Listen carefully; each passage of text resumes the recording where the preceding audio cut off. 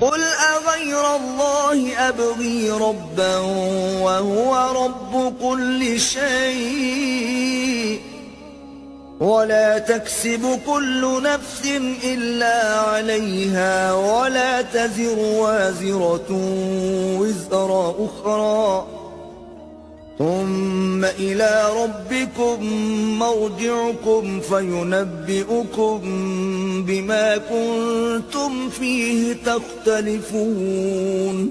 کہو کیا میں اللہ کے سوا اور پروردگار تلاش کروں اور وہی تو ہر چیز کا مالک ہے، اور جو کوئی برا کام کرتا ہے تو اس کا ضرر اسی کو ہوتا ہے، اور کوئی شخص کسی کے گناہ کا بوجھ نہیں اٹھائے گا.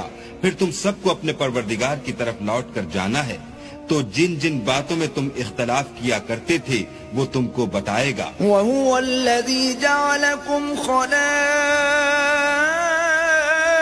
الْأَرْضِ وَرَفَعَ بَعْضَكُمْ فَوْقَ بَعْضٍ دَرَجَاتٍ لِيَبْلُوَكُمْ فِي مَا